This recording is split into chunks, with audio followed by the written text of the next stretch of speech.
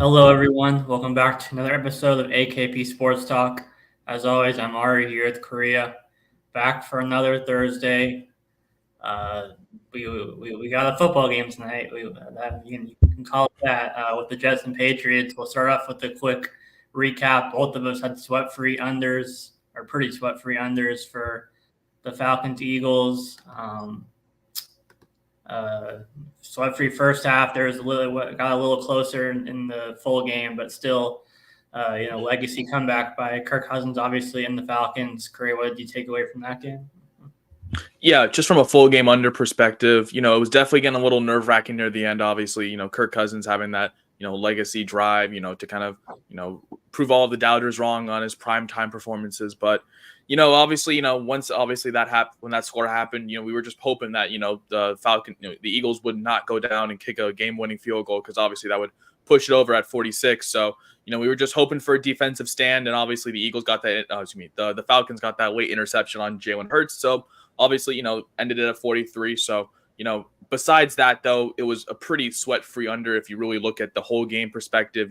Just the Eagles' offense couldn't really get anything going in terms of the pass game. It was just they would move down the field and, it looked pretty effective, but then they would stall out a little bit. And you can kind of credit maybe the Falcons' defense in that, really applying some pressure. And then, obviously, we saw, regular primetime Kirk Cousins for about 3.5 quarters, and then final drive, and we saw Kirk O'Chains out there. So obviously, it was nice to see that, pretty much, both defenses did their job for a majority amount of this time to really not have to worry about this under until the final minute. Obviously, it was a very low scoring game, very defensive battle. Obviously, it was 18-15, heading into that final drive for the chart for the Eagles, and then obviously the controversial drop from Saquon Barkley, leading to the field goal. So obviously that went from 33 to 36. So without all those drops and whatnot, that was pretty much game ending. The Eagles were looking to end that game on that drive. So, that total would have maybe gone into the 30s,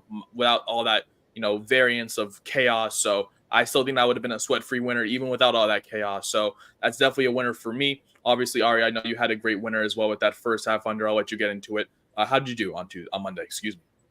Yeah, I mean, like you said, the full game under was sweat-free for the most part until the last minute. And then the first half was never a doubt, scoreless first quarter. It all started with the Eagles going for it on the I think it was fourth and goal or 4th and 4, whatever, at the 4-yard line, so kicking a field goal. And once they didn't get that, I think that was like the second half of the first quarter, if I remember correctly, is when that happened. So once they didn't score any points in that drive, it was basically all but done, barring some pick six or whatever, some fluky play like that. But I think it was 7-6 Eagles at half, so pretty much swept free. And then pretty much like I expected. I thought it would maybe be like a 13-6 type of game, something like that. I didn't think it would be 7-6, obviously, but of course we'll take it. Yeah, I mean, you can kind of, like I said, you can kind of credit the Falcons defense for, making the right stands at the right time. Obviously, you mentioned 4th and 4 early in the game. Eagles go for it. They don't get it instead of kicking the points. Obviously that, may have come to bite you in the end. But, when you look at it now, obviously that was, that's a big stop for the Falcons there. And obviously the Falcons offense didn't really get anything moving with Kirk and the whole Falcons squad. Obviously, Bijan was getting his, yards and all of that. But other than that, Kirk Cousins really struggled, out the gate. So obviously that was pretty great for you with that first half under, playing along with my full game under. Obviously, Kirk Cousins, and that Falcons offense really kick things into next gear. On that final drive, looked like, or in the final, second half, we saw big catches for Darnell Mooney. Obviously, he had that big touchdown as well. And then obviously, he had a couple big catches on that drive as well to pretty much drive the whole field, because Kirk, they had to drive the whole field essentially with no timeouts, and that's exactly what they did. So obviously, both unders hit for us. So that's a great look. Primetime unders might be back, and that might be my play for today. Obviously, going in today's game, obviously Patriots and Jets. I was looking at a side here, and Ari, I'm a systems guy. I'm a systems guy. There's two systems on this game here, both on either side. There's the zigzag. Obviously, you take a team that did not cover the previous week versus a team that did. Patriots did cover. Jets, obviously. And then you have the other team. The Patriots did not. The Jets did. Others. And then Actually, no, the Patriots did. Both teams technically did. But you have the main one on the other side, right? And that's short week. A team that just came off an overtime loss has never covered a spread in the following game. And that's active on the Jets -6 tonight. And I've seen a lot of people going on both sides on the Patriots and Jets here. Why don't we just go to what we all know is true and just go with an under here, right? 38.5. I know that line's been climbing slowly throughout the morning. It's probably because a lot of people are thinking about, oh, Jets -6. You know, we saw how both offenses played. Obviously, Aaron Rodgers, we know what the Jets are going to do offensively. They're going to try to establish the pass because we know the Patriots, you can't run through them. The Patriots have one of the best run defenses in all of football. Very stingy, very, at the line, battle in the trenches. I'm not the biggest Breece Hall fan tonight. If anyone, I may be looking at Garrett Wilson, maybe looking at his props, his receptions line, maybe anytime touchdown. But I think if the Jets really want to win this game, I think they get it through the pass. But at the same time, I know we saw how the Patriots secondary did last week against the Seahawks, and you can say it was some coverage issues and whatnot, but obviously on a short week, you still have most of that defense there. I think they do just enough, obviously, to go on the road. It's a rivalry game. I think this game's going to go under. You look at the other side, and we all know the Patriots offense, right? It's not attractive when you look at the skill players outside. It's obviously the Ramondre Stevenson show with Jacoby Brissett and Hunter Henry. And, that's nice and all, that's nice, but it's not a full offense, right? That's going to really contribute to anything really massive here. And we look at the Jets defense already, obviously great skill positions at the corner and defensive back position. Obviously, we know how they, the one thing that they didn't do week one was stop the run. They did that last week. Obviously, Tony Pollard, he didn't really get anything going for Tennessee last week. He was pretty much tackled in the backfield. And I know it's going to be hard, with Ramondre Stevenson and how that Patriots offensive line really likes to open up those gaps for Ramondre. But that also kind of alludes to the under here. I think the Patriots, if they really want to try to establish the run, they're going to be running the clock out. And I think that that coincides with a low-scoring game. And on the other side with the Jets, I don't think their ground game is going to be doing that much, with just how the Patriots defense, can really stop them, in terms of the run. Obviously, I think Aaron Rodgers tries to establish the pass. I don't know how that goes. I think he'll do just enough, but I think this is going to be a low-scoring game. I can definitely see like a 20-17 type game, or maybe like a 16-10, just something very low scoring. Obviously, a lot of 3-and-outs, a lot of defense in this game. Like I said, we always talk about the defenses when it comes to these two teams. The Patriots and their run defense, one of the best in the league. Obviously, just neutralizing the gaps, making sure players aren't really getting explosive runs afterwards. And then for the Jets, obviously they had the week 1 to week 2 stopping the run, increased in terms of, how they, really handle the run game. And obviously they're going to have another big test this week, obviously on a short week. So I just think, this game goes under. I think it's going to be a low scoring game. It's not my most confident play. I didn't really like anything in this game. I knew that total was starting to get low. I knew as soon as it was getting around that 37, 38 number, I was, I don't know about that, but I'll take it up half a point now at 38.5. I just think it's going to be a low-scoring game. Like I said, I'm hoping for maybe like a 20-17. We'll even take like a 20-13. I think it's just going to be low-scoring, maybe a few touchdowns here and there. But a lot of these possessions probably 3-and-out or just about a defensive stands, with these two teams. So I'm just taking an under here. Obviously, classic primetime under. I know it's been a rough year for these primetime unders, but obviously we've hit the last two with the Falcons and Eagles on Monday, and then the Bears and Texans on Sunday night. So hopefully going for 3 in a row here with the Patriots and Jets in an ugly Thursday night game. Ari, you got to have something in this. We talked about this game. We talked about this game in the middle of March, right? We said we said this. We said we are praying for some ugly Thursday night football game. Well, to all you sickos out there, here it is. What do you like? What do you like, Ari? What do you like in this game? Yeah, I'm backing the Patriots. Oh, that's ugly. By doing so, it's essentially backing your under, because I'm basically backing Ramondre and the Patriots defense. We saw firsthand last week as Seahawks fans how, gritty this Patriots team is, even though they're not they're projected, the lowest win total, I think, or one of the lowest going to the season. But they've definitely been way more competitive these first 2 weeks than I think most people expected. before the seaon. We've seen a couple of big games from Ramondre. Their offensive line is banged up, which is a little bit concerning for Ramondre because I do like his rushing yards as well. But I'm just sticking with the Patriots +6 for the purpose of this play.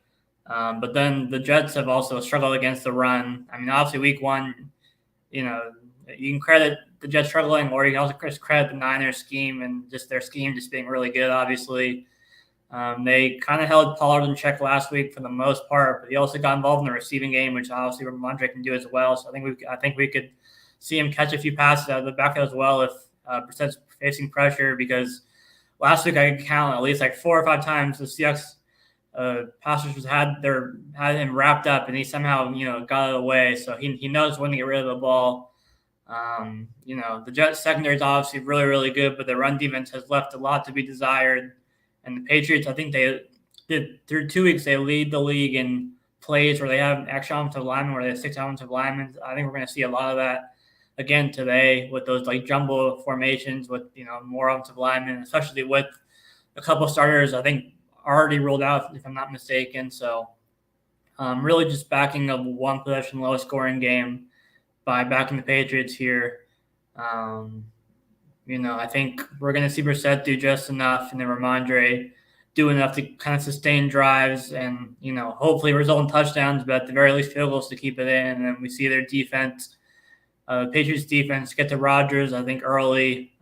They've been pretty good against the run, so I think Breece Hall will still get his. He'll be using the passing game, obviously, too, but I don't think he's going to have like a huge game on the ground against his defense.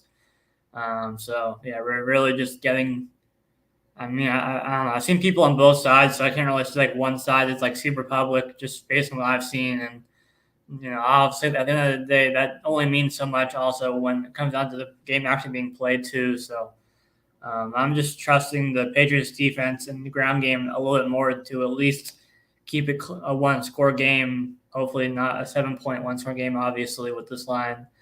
That's where I'm at. Yeah, earlier, I was back in that Patriots +6.5 look for you. I was liking that play, but the more I thought about it, I was thinking about that offensive line being injured, and that's probably going to be a big X for the Patriots this week, just in terms of a big question how their offensive line will do. But at the same time, I know the Jets defense has also been going through some injuries as well, so it kind of neutralizes that playing field a little bit. Yeah, they already have. I forgot to add that C.J. Mosley is probably out, who's their best run stopper with, and then they're without some Reddick is still holding out. I don't know. Mosley missed practice all week, but he's still questionable, so he still could play. But even if he plays, he didn't practice all week, so I don't know if he'll be fully healthy. And they lost, I think, Jermaine Johnson. I think they also lost. So both sides are banged up already. Yeah, it's with these short week games, obviously, with kind of little to zero rest, especially for the Jets who, played on a Monday and then had to play on a Sunday and now on a Thursday. It's very little to no rest for the Jets right now. So, injuries aside, I do kind of lean the Patriots just on that side. I was looking at them as well. I think if they're really going to make this game interesting, it's obviously going to be with the ground. You mentioned, even with pressure in his face, Brissett was still able to scramble outside the pocket and find Hunter Henry, for some short completions that he would turn upfield for, a few extra yards. And, as you mentioned as well, we did see Tony Pollard be a big piece of the pass game for Will Levis last week. And I expect Brissett to lean on Stevenson as well. You mentioned, with all the offensive linemen out, obviously, that pretty plays much evidence for, quick passes, and dump downs to your running backs just to get that ball out and just let them take it upfield. So I do like the Patriots to keep this close. I was looking at that, but like I said, with all these sides, I've seen Jets -6 in some people's plays. I've seen Patriots +6. I'm looking at the systems and I like it, but I'm just more backing under here. So I do like the Patriots, obviously, as a side here. If I was to lean anywhere, I do like the Patriots. I saw them at +6.5 earlier in the week. Now, obviously, they're down to +6. So it's pretty much around that touchdown extra point range in terms of the spread. So I do like Ari's play with taking the road dogs, Patriots, team obviously a lot of people were under on in the beginning of the season. Now obviously getting 6 on the road in this Thursday Thursday night game against the Jets. And obviously my play, just backing under. Obviously backing both defenses to really do their job. More backing the Patriots defense as well. Obviously with a little more health on their side as well. Obviously you mentioned Mosley. That's a big part of their run defense for the Jets, and he's out. You mentioned, I was going to mention Jermaine Johnson as well, but you already mentioned him. That's a big part of their pass rush as well. So he's gone as well. Just adding on with the injuries to that defense as well. And you mentioned the Patriots offensive line, being a little banged up as well. But you also mentioned they like to run a bunch of jumbo sets. We saw last week as Seahawks fans, we saw a lot of that. We saw a lot of jumbo sets, obviously bringing in an extra lineman, offensive tackle, or the extra tight end, obviously get some more blocking on the outside. So I think if the Patriots are going to repeat that same recipe, I think they do that with the run game here. Obviously, a little bit nervous about the total, obviously, because last week's Patriots game, obviously, their defense, really didn't do much. But I think, in terms of this game, obviously, I think they have better coverage. I think the Patriots defense a little bit healthier as well. I think that does play evident for an under as well. So obviously, our two plays, the under for me, and obviously the Patriots +6. Obviously, you can find both of these plays on our Twitter below AKP Sports Talk. We'll have our full card and this video posted momentarily. But that's going to do it for this episode of AKP Sports Talk. That's Ari. I'm Korea. Of course, we're going to be back tomorrow. We got another weekend of college football and, of course, the NFL. So we're going to have all our best bets for the weekend tomorrow in our Friday special. That's going to do it for this episode. That's Ari. I'm Korea. We'll be back tomorrow. Peace out.